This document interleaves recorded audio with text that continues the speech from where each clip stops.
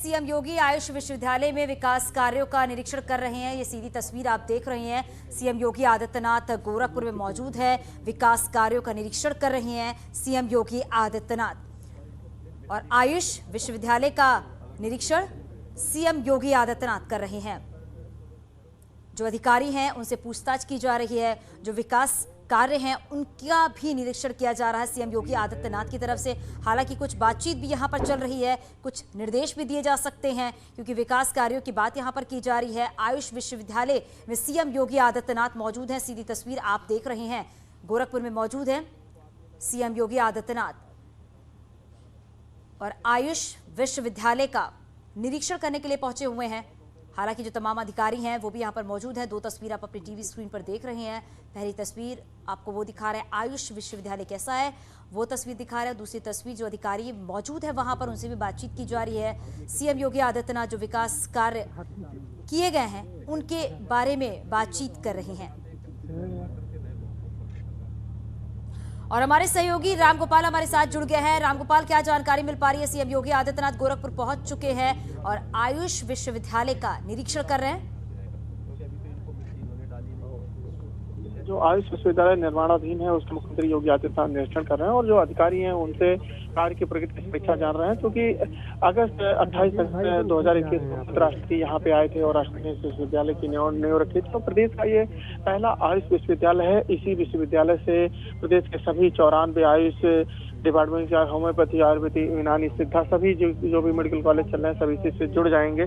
तो वो उसके लिए इस विश्वविद्यालय का यहाँ पे निर्माण कराया जा रहा है। उसी की प्रगति को जानने के लिए मुख्यमंत्री योगी आदित्यनाथ आज यहाँ पे पहुंचे हैं और यहाँ पे वो अधिकारियों से बात कर रहे हैं। उनका सीधा कहना है कि जो मिट्टी का काम है, जो नीचे का काम है, उसको बरसात के पहले हर हाल में पूरा कर लिया जाए, क्योंकि 4 महीने जब बरसात का समय आ जाता है तो फिर काम रुक जाएगा और आप लोगों के पास एक बहाना होगा कि बारिश का समय आ गया है। इसलिए मुख्यमंत्री यहाँ पे सीधा निर्देश दे रहे हैं अधिकारियों को कि बारिश से पहले जो है काम को हर हाल में जो मिट्टी वाला काम है कम से कम उसको पूरा कर लिया जाए। जी बिल्कुल रामगोपाल, सीधी तस्वीर अपने दर्शकों तक हम पहुंचा रहे हैं। जो अधिकारी वहां पर बातचीत कर रहे हैं। आयुष विश्वविद्यालय में जो काम किए गए हैं उसको लेकर लगातार ये बातचीत की जा रही है।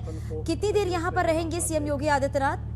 रामगोपाल, को खड़ा करने में समय नहीं लगता, उसको आप खड़ा कर सकते हैं, लेकिन फिनिशिंग करने ज्यादा तो दो तस्वीर आप देख रहे हैं। पहली तस्वीर आयुष विश्वविद्यालय की है और दूसरी तस्वीर सीएम योगी आदित्यनाथ आयुष यूनिवर्सिटी में निरीक्षण करने के लिए पहुंचे हैं। का दुरुपयोग है, ये माफिया के रूप में काम करते हैं, अराजकता फैलाते हैं और बाद में फिर कोर्ट में जाकर के अनावश्यक रूप से कार्य में व्यवधान पैदा करते हैं। इससे पहले के लोग कोई अराजकता पैदा करें, सख्त कार्रवाई करें।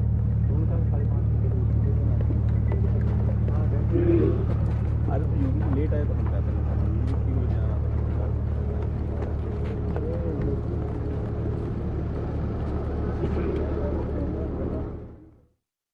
पहुंच चुके हैं और जो स्ट्रक्चर बना के तैयार किया गया है आयुष विश्वविद्यालय का उसको देख रहे हैं। उसके बारे में जो अधिकारी उनसे जानकारी भी यहां पर ले रहे हैं। कितनी देर रहेंगे सीएम योगी आदित्यनाथ यहां पर? रामगोपाल, अभी मुख्यमंत्री योगी आदित्यनाथ इस वक्त जो कार्टेज बना हुआ है जिसमें समीक्षा बैठक करनी थी अधिकारियों के साथ, वो इस वक्त समीक्षा बैठक कर रहे हैं और उन्होंने साफ दिशा निर्देश दिए हैं कि इस बाउंड्री वाल को बनाने में या फिर मेडिकल कॉलेज को बनाने में अगर कोई भी रोड़ा आती है तो उस पर सख्त से सख्त कार्रवाई की जाए। अगर कोई उपद्रवी तत्व सामने आता है तो उस पर कार्रवाई की जाए, क्योंकि बाउंड्री वाल बनाते वक्त कुछ लोग बाउंड्री वाल के एक हिस्से को तोड़ दिया था, तो जिसके लेकर मुख्यमंत्री ने आज नाराजगी जताई है कि हर हाल में इसको समय से पूरा किया जाए। और इस वक्त जो इसकी प्रगति है उसको जानने के लिए कार्टेज में मुख्यमंत्री गए हैं और कार्टेज में इस वक्त जो है अधिकारियों के साथ बैठक कर रहे हैं, जिसमें गोरखपुर के कमिश्नर और डीएम के साथ साथ जो जिस कंस्ट्रक्शन को या जिस एजेंसी को मिली है उसके अधिकारी भी यहाँ पे मौजूद हैं और उन्होंने साफ निर्देश दिया है कि जो टाइमलाइन है इसको पूरा करने का, जो जिस टाइमलाइन पे इसको दिया गया है कि विश्वविद्यालय का काम पूरा हो जाएगा उसी टाइमलाइन पे काम पूरा होना चाहिए। काम आगे नहीं बढ़ना चाहिए, क्योंकि अगर काम आगे बढ़ता है तो उसके बाद कॉस्ट आगे बढ़ती है, तो इसलिए काम को समय से ही पूरा किया जाए। और इस वक्त मुख्यमंत्री योगी आदित्यनाथ जो है अंदर कॉटेज में मौजूद है। कॉटेज में अधिकारियों के साथ एक बैठक कर रहे हैं। आप देखिए कि कॉटेज के बाहर जो है जो और भी अधिकारी हैं, जो और लोग हैं वो बाहर खड़े हुए हैं, लेकिन इस वक्त कमिश्नर और जो डीएम के साथ साथ जो कार्यदायी संस्था है उसके अधिकारी इस वक्त अंदर बैठे हुए हैं। आपको पता है कि ये जो आयुष विश्वविद्यालय है 299 करोड़ की लागत से यहाँ पे बन रहा है और ये मुख्यमंत्री योगी आदित्यनाथ का एक तरीके से ड्रीम प्रोजेक्ट भी है कि इसको जो है जल्द से जल्द पूरा किया जाए। हालांकि आयुष विश्वविद्यालय का टेम्परेरी रूप से इसका कामकाज इसी साल से शुरू हो गया है और इस साल इसकी कुलपति की नियुक्ति हो गई है और इस साल चल रहे हैं आयुष मेडिकल कॉलेज चल रहे हैं, उनका संबद्ध करने का काम भी शुरू हो गया है। अभी गोरखपुर में अस्थायी रूप से इनका कार्यालय कुलपति का खोल दिया गया है और कुलपति कार्यालय के साथ कुछ कर्मचारियों की नियुक्ति कर दी गई है। लेकिन चूंकि ये जो विश्वविद्यालय है ये यहाँ पे निर्माणाधीन है, तो समय से पूरा होना है और 4 महीने चूंकि बरसात का जब समय होता है तो काम बहुत धीमी प्रकृति से होता है, मिट्टी का काम नहीं हो पाता है। तो मुख्यमंत्री ने आज की जट्टी का काम है और जहाँ से जो सामान लाने के लिए सड़क बनाने का काम है उसको बरसात के पहले हर हाल में पूरा कर लिया जाए। जी बिल्कुल रामगोपाल, अभी आप ये कह रहे थे कि आयुष विश्वविद्यालय की अगर बात की जाए तो तय समय पर ही इसको पूरा करना है। क्या तय समय रखा गया है, कब तक इस काम को पूरा कर लिया जाएगा आयुष विश्वविद्यालय के? अगस्त 2023 का इन लोगों को टिकट दिया है कि अगस्त 2023 तक ये लोग इस विश्वविद्यालय का निर्माण करके और इसको सौंप देंगे और उसी जो टारगेट इनको दिया गया है उसी टारगेट पे ये लोग अभी काम कर रहे हैं। अगर मैं अभी आपको इस विश्वविद्यालय का जो वो बना है वो दिखाऊं आपको, मैं आपको किस तरीके से विश्वविद्यालय का निर्माण हो रहा है, कितनी खूबसूरती से इस विश्वविद्यालय का निर्माण हो रहा है। आप देखिए कि ये ठीक अभी आपके सामने जो है विश्वविद्यालय का मॉडल होगा और ये इस मॉडल पे इस विश्वविद्यालय का निर्माण कराया। बिल्कुल रामगोपाल, सीधी तस्वीर अपने दर्शकों तक हम ये पहुंचा रहे हैं। 2 तस्वीर आप देख रहे हैं। पहली तस्वीर में आयुष विश्वविद्यालय का वो मॉडल रखा गया है जिस तरीके से आयुष विश्वविद्यालय को तैयार किया जाएगा और इसी मॉडल को देखते हुए सीएम योगी आदित्यनाथ नजर आ रहे थे। दूसरी तस्वीर ये भी है कि हमारे सहयोगी लगातार बता रहे हैं कि अभी अधिकारियों के साथ समीक्षा बैठक की जा रही है, मीटिंग चल रही है। मीटिंग के दौरान इस विश्वविद्यालय को एक तय समय पर ही पूरा करना होगा, यानी कि जो कमियां हैं उनको कब तक पूरा कर लिया जाएगा और तय समय के अनुसार इस काम को पूरा किया जाएगा। क्योंकि कुछ महीने के बाद जब बारिश आती है तो ये काम रुक जाएगा, उस काम को भी करने में काफी दिक्कतें आएंगी। तो उससे पहले ही जो काम ऐसे होने हैं, जो सड़क बनना है, जो बाउंड्री वॉल बनना है, उसको पहले ही पूरा कर लिया जाए ताकि जो एक समय निर्धारित की गई है कि इतने समय में ये विश्वविद्यालय बनकर तैयार हो जाना चाहिए, उसको लेकर अधिकारियों के साथ सीएम योगी आदित्यनाथ ये बैठक भी कर रहे हैं। हालांकि बैठक के दौरान एक निर्देश भी दिया जा सकता है कि जिन कार्यों को हम कर रहे हैं उनको एक समय पर ही पूरा करना होगा। क्योंकि इससे पहले भी हमने आपको बताया कि सीएम योगी आदित्यनाथ जब मीटिंग कर रहे थे तो उस मीटिंग के दौरान ये बात भी सामने आई थी कि अब जो भी कार्य किए जाएंगे वो 100 दिन के एजेंडे पर काम किए जाएंगे, यानी जो काम है उसे 100 दिन के अंदर पूरा करना होगा। कोई लापरवाही किसी तरह की बर्दाश्त नहीं की जाएगी, चाहे वो किसी भी तरीके का काम हो, क्योंकि विकास की गति को आगे बढ़ाना है, विकास की गति को तेज करना है। उसको देखते हुए लगातार सीएम योगी आदित्यनाथ बैठक कर रहे हैं और यहां पर यह भी देखा गया है कि बैठक के दौरान अधिकारियों को निर्देश भी दिए जा रहे हैं। अभी जो आप ये तस्वीर देख रहे हैं, सीएम योगी आदित्यनाथ गोरखपुर में मौजूद है और जो आयुष विश्वविद्यालय का जो मॉडल है, जो स्ट्रक्चर है वो रखा गया है, उसको देख रहे हैं और इसी स्ट्रक्चर को लेकर, इसी मॉडल को लेकर लगातार वो अधिकारियों से बातचीत भी कर रहे हैं, विकास कार्यों को लेकर निरीक्षण कर रहे हैं। यानी विश्वविद्यालय जो बन रहा है वो काफी बड़ा विश्वविद्यालय बन रहा है और कहां पर क्या चीजें होंगी, क्या खासियत होगी इस विश्वविद्यालय की, उसको लेकर भी चर्चा की जा रही है।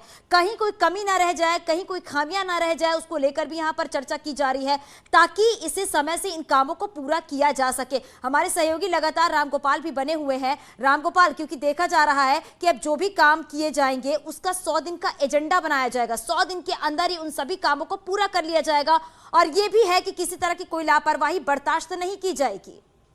बिल्कुल, और इस बात को मुख्यमंत्री योगी आदित्यनाथ ने अभी अपनी बातों में सार्वजनिक रूप से कहा, जहां पे सभी अधिकारी मौजूद थे, जहां पे सभी लोग मौजूद थे, उस पे उन्होंने कहा है कि किसी भी तरह की लापरवाही बर्दाश्त नहीं की जाएगी।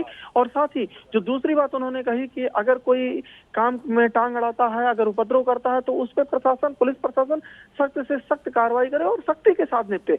यानी कि मुख्यमंत्री का एजेंडा एकदम क्लियर है कि जो काम दिया गया है, जिस टाइमलाइन पे काम होना है उसी टाइमलाइन पे और उसी तरीके से काम होना है और उसके अगर कोई भी बाधा आती है तो उस बाधा को तत्काल दूर किया जाए। लाल फीताशाही अब नहीं चलेगी, अब सिर्फ काम चलेगा। और इसीलिए मुख्यमंत्री ने अपने अगर मंत्रियों को 100 दिन का एजेंडा दिया है तो खुद भी उस एजेंडे का कड़ाई से पालन कर रहे हैं। और इसीलिए जिस विश्वविद्यालय की नींव खुद देश के राष्ट्रपति महामहिम ने रखी थी उसकी प्रगति को जानने के लिए वो खुद चले आए हैं। और मुख्यमंत्री ने पहले ही ऐलान कर रखा है कि अब वो जिलों में निकलेंगे। तो एक तरीके से आज जो गोरखपुर का आज का ये दौरा है विकास प्रगति को जानने के, विकास कार्यों को जानने के लिए, ये प्रदेश का पहला दौरा है। अब वो प्रदेश के अन्य जिलों में भी जाएंगे और वहां की जमीनी हकीकत को जानेंगे। और मुख्यमंत्री ने इसकी शुरुआत अपने गृह जिले गोरखपुर से कर दी है और अपने ड्रीम प्रोजेक्ट को वो आज यहाँ पे देखने आए हैं। इसकी वो समीक्षा बैठक कर रहे हैं और यहाँ पे समय से काम पूरा करने के दिशा निर्देश दिए हैं।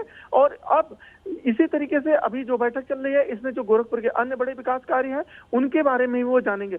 मुख्यमंत्री जब भी गोरखपुर आते हैं तो इस तरीके का वो बैठक अपने गोरक्षनाथ मंदिर में करते हैं, लेकिन अब वो चूंकि स्थलीय निरीक्षण की शुरुआत इस योगी पार्ट 2 सरकार में कर रहे हैं तो उसकी शुरुआत उन्होंने यहाँ से कर दी है। स्थलीय निरीक्षण करते हुए साफ दिशा निर्देश कि समय से काम पूरा हो और काम पूरा करने में आप लोग बरसात का बहाना ना बनाए, इसको लेकर भी उन्होंने दिशा निर्देश दिए हैं। जी बिल्कुल राम गोपाल, और किसी तरह की हीला हवाली भी यहाँ पर देखने को नहीं मिलेगी। जिस तरीके से सीएम योगी आदित्यनाथ दोबारा सीएम बनने के बाद एक्शन मूड में नजर आ रहे हैं। हालांकि ये भी है, क्योंकि आप वहां पर मौजूद है राम गोपाल, जो मॉडल सामने दिख रहा है अपने दर्शकों तक हम पहुंचा रहे हैं, उससे ये समझा जा सकता है कि जो आयुष विश्वविद्यालय बनने वाला है वो काफी बड़ा और काफी भव्य बनने वाला है। क्या कुछ खासियत उसकी होने वाली है, क्या वो आप हमारे दर्शकों को बता सकते हैं?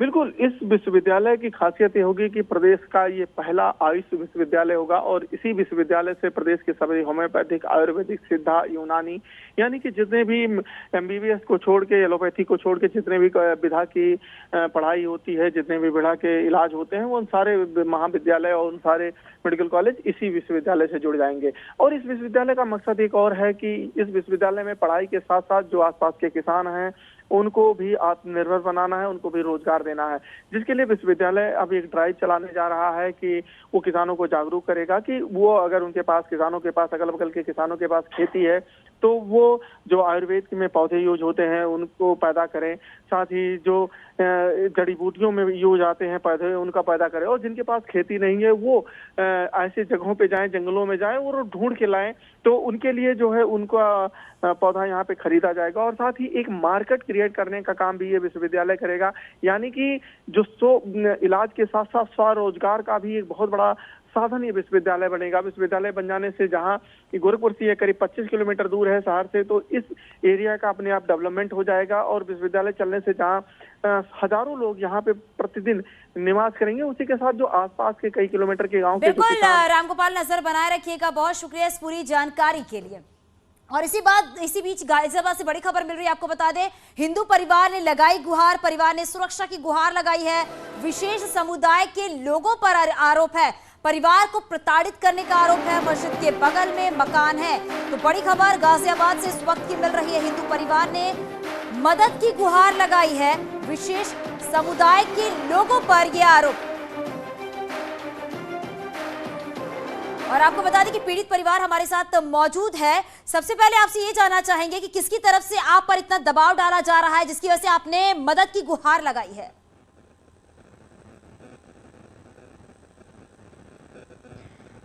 मैं सबसे पहले मतलब आपके माध्यम से शासन और प्रशासन से मैं एक सवाल यही मैंने अपना उठाया है कि हमारे घर के चारों तरफ मस्जिद है, तो मैं यही सवाल उठाना चाहती हूँ कि क्या बिना परमिशन के किसी के घर के चारों तरफ, हिंदू घर के चारों तरफ ऐसी मस्जिद को बना देना, क्या ये लीगल है? क्या शासन प्रशासन इसकी अनुमति देता है? और दूसरी बात यह है कि पिछले बीते 2.5-3 सालों से हम इतने ज़्यादा मतलब प्रताड़ित हो चुके हैं। 2 बार मेरी मम्मी के ऊपर रात को सोते हुए अटैक हो चुका है। एक मम्मी रात को सो रही थी ऊपर छत पे, रात के 2-3 बजे के करीब किसी ने ईंट फेंक करके मारी थी, फिर ट्यूबलाइट फेंक करके मारी। तो उसके बाद में मतलब पुलिस को भी बुलाया था, लेकिन चीज़ें तभी नहीं रुकी। गंदी गंदी चीज़ें घर में आना, गंदे यूज्ड कॉन्डम 2-3 बार कॉन्डम के पैकेट वगैरह फेंक देना, और बॉडी पार्ट के जो बाल होते हैं उनको काट करके ब्लेड रख करके उस तरीके की चीज़ें फेंक देना, गंदे तावीज़ फेंक देना, कूड़ा करकट फेंक देना, मतलब कूड़ा करकट आए दिन का है, कहीं कभी कंकड़ पत्थर फेंक देना, नए तरीके से मतलब हर छोटी छोटी बात को एक मतलब जरिया बना करके मेंटली टॉर्चर हम हो रहे हैं। यहाँ पे झुंड में पता नहीं कहाँ से बच्चे आते हैं और झुंड में आते हैं और घर में रेत मिट्टी कंकड़ फेंक कर चले जाते हैं, कहीं से कूड़ा उठाएंगे दरवाजे पे डाल के भाग जाएंगे। यहाँ की जो मतलब इस तरीके की चीज़ें हमारे साथ में हो रही हैं। फिर कूड़ा करकट के ऊपर लड़ाई झगड़ा, कहाँ सुनी करो तो मतलब फिर लड़ाई झगड़े का रूप लेते हैं लोग जानबूझ करके। मतलब गली में दो तरफ लोग रहते हैं, तो जो पल्ली तरफ के लोग हैं वो जानबूझ के इस तरफ की लाइन में इस कूड़ा बहाते हैं, क्योंकि मना करते हैं कि हमारा घर नाली की जड़ में आ चुका है, नाली भर जाती है तो कूड़ा हमारे घर में आ जाता है। उस चीज़ के लिए हम मना करते हैं, तो जानबूझ के मतलब वही चीज़ें की जा रही हैं। कूड़ा करकट जैसी चीज़ों को भी नहीं बख्शा जा रहा, उनको आधार बना करके हमें मेंटली टॉर्चर किया जा रहा है। बाकी ये है कि ऊपर से मतलब जो पहले हमारे घर पे सिटी मजिस्ट्रेट सर आए थे, उन्होंने पूरा मुआयना किया था, ऊपर से खुला हुआ था, जिसकी वजह से हमने शिकायत की थी कि ऊपर से ताका झांकी होती है। और पहले भी कई सालों से ये चीज़ें रही हैं, तो उस चीज़ को लेकर के हमें बहुत परेशानियां होती थी। तो ऊपर से अभी फाइबर शीट से कवर हुआ, कवर 1-2 दिन हुए हैं तो कवर कराया गया है। बाकी अब हम ये सरकार तक अपनी ये आवाज़ पहुंचाना चाहते हैं कि मेरे परिवार में कोई नहीं है, मैं और मेरी मम्मी हैं, मेरे पापा भाई बहन कोई नहीं है परिवार में, और मैं भी शारीरिक रूप से असमर्थ हूँ। मेरा रीढ़ की हड्डी का ऑपरेशन हो चुका है, जिसकी वजह से मेरी शारीरिक स्थिति सही नहीं है। मैं 24 घंटे अपने घुटनों को बांध के रखती हूँ, बिना बांधे खड़ी नहीं हो पाती, बहुत कम चल फिर पाती हूँ। सहारे छड़ी से, ये मेरी छड़ी है, इससे चल फिर पाती हूँ। तो अब हम ये मांग करना मतलब ये गुहार लगाना चाहते हैं अपनी सरकार से, शासन प्रशासन अपने योगी जी तक ये अपनी आवाज़ पहुंचाना चाहते हैं कि क्योंकि अब हमने अपनी पीड़ा को उठाया है, तो हम और अभी यहीं पे मौजूद हैं, तो हमें अपनी जान माल का खतरा है, और हम एक बड़े तबके के अब हम दुश्मन भी बन चुके हैं। अब वो तनावपूर्ण स्थिति है जो कि अब हमारे लिए भी सहज नहीं है, और हमें यहाँ से हमें यथाशीघ्र एक सेपरेट घर हमें कहीं पे दिलवा दिया जाए। मतलब मेरी शारीरिक स्थिति को देखते हुए, क्योंकि मैं अपार्टमेंट वगैरह जैसे घर होते हैं उनमें नहीं रह पाऊंगी, तो हमें एक सेपरेट घर दिलवा मतलब जितना जल्दी हो सके हमें यहाँ से अच्छा, कहीं और दिलवा आपके दिया जाए। परिवार को कब से परेशान किया जा रहा है, कब से प्रताड़ित किया जा रहा है, और आपने कब यहाँ पर पुलिस प्रशासन से मदद की गुहार लगाई है? पुलिस प्रशासन की तरफ से क्या कुछ कहना है? जी बिल्कुल, पिछले 3 सालों के करीब से हम ज़्यादा परेशान हैं। चीज़ें रुकने का नाम नहीं ले रही हैं। मतलब कभी किसी तरीके से हम मतलब परेशान होते हैं, और जो चीज़ें हमारे साथ हो रही हैं एक षड्यंत्र के तहत हो रही हैं, क्योंकि उन चीज़ों के लिए जैसे हम पुलिस को बुलाते हैं तो पुलिस को सबूत चाहिए, हमसे सबूत मांगा जाता है। किसने कॉन्डोम फेंका हमें नहीं पता, किसने ईंट मारी हमें नहीं पता, किसने ट्यूबलाइट मारी हमें नहीं पता, लेकिन हमारे साथ चीज़ें हो रही हैं। अगर उस दिन मम्मी को ईंट लग जाती तो मेरी मम्मी बुरी तरीके से मर भी सकती थी, सर में लग जाती तो कुछ भी हो सकता था। तो उस नज़रिए से अब हमें यहाँ पे मतलब क्योंकि हमें दिक्कत है, आग मेरे घर में लगी हुई है तो मैं आवाज़ उठा रही हूँ, और मेरे घर में कोई नहीं है। तो इस नज़रिए से हम अपने जीवन की सुरक्षा की दृष्टि से हम यही गुहार लगाना चाहते हैं कि मैं यथाशीघ्र यहाँ से जितना जल्दी हो सके हमें एक घर दिलवा दिया जाए, आसपास लोकल में ही, ज़्यादा दूर ना, हमें लोकल में ही एक घर दिलवा दिया जाए, तो यहाँ से इनके बीच में से निकाल लिया जाए। आप लोग कब से रह रहे हो गाजियाबाद में, और कब से ये स्थिति आपके सामने पैदा हुई है? और अगल बगल जो लोग हैं जिसके बारे में आप बता रही हैं, क्या उनसे आप लोगों ने कुछ कहा है कि ऐसा कुछ भी ना किया करे वो लोग? बिल्कुल, हमें यहाँ 28 साल हो गए, लेकिन ज़्यादा जो हमारे साथ में मेंटली ये टॉर्चर वाली परेशानियाँ और जो गंदी चीज़ें हमारे घर में आना शुरू हुआ है, ये 2.5-3 सालों के करीब से हुआ है। बाकी लड़ाई झगड़ा पहले मतलब लोगों ने लड़ाई झगड़ा भी हमारे साथ किया है। कूड़े करकट के ऊपर लड़ाई, ये मैं आपको 2.5-3 साल पहले की बात बता रही हूँ। मात्र कूड़े करकट के ऊपर उसको एक समझाने के तौर पर एक लड़के को बोला, उसने वो मेरी मम्मी को माँ बहन की गाली तक मतलब दे करके लड़ा, और कई लोगों ने मतलब लड़ाई झगड़ा तो करते ही हैं। तो मतलब ये है कि हमको अब मतलब ये सोचा जा रहा है कि हमें हमारे साथ कोई कुछ भी कर सकता है, मतलब इनको दबा लो, इनके साथ लड़ाई झगड़ा कर लो, ये माँ बेटी हैं, कुछ कर नहीं सकती हैं। तो मतलब ये सारी चीज़ें हैं। तो अब हमने अपनी आवाज़ उठाई है, तो अब तो हम इनके और ज़्यादा दुश्मन बन गए हैं। और आवाज़ मैंने इसलिए उठाई है कि ये चीज़ें तो मतलब बढ़ती ही जा रही हैं। हैं और एक घातक रूप ले चुकी हैं।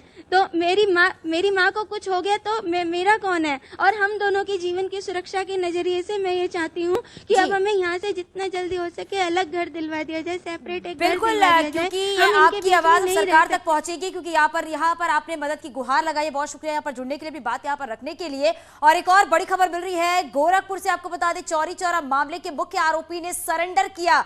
बड़ी खबर इस वक्त की है, एसपी नेता मनोरोजन यादव ने कोर्ट में सरेंडर किया है। आरोपी पर 25,000 का इनाम घोषित था।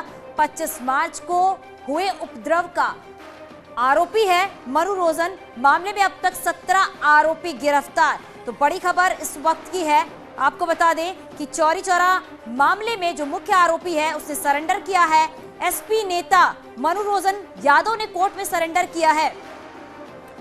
आरोपी पर 25,000 का इनाम था। 25 मार्च को जिस दिन शपथ ग्रहण था, उस दिन चौरी चौरा में जो घटना हुई थी, उसके बाद अब इस मामले में आपको बता दें कि मनोरोजन ने सरेंडर किया है। और अब इस पूरे मामले में 17 आरोपी जिन्हें गिरफ्तार किया गया है। ये एक्सक्लूसिव तस्वीर न्यूज़ 18 पर आप देख रहे हैं।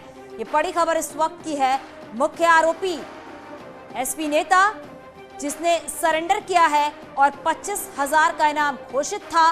25 मार्च जिस दिन शपथ ग्रहण था, उस दिन चौरी चौरा में किस तरीके से उपद्रव हुआ था, उस पूरे मामले में जो मुख्य आरोपी है उसने सरेंडर किया।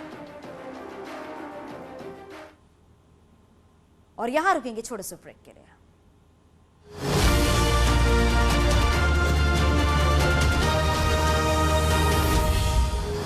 रुई की मंडी में भारी हंगामा। नगर निगम की टीम के साथ गई पुलिस पर अभद्रता का आरोप। सड़क पर व्यापारियों के साथ धरने पर बैठे बीजेपी नेता।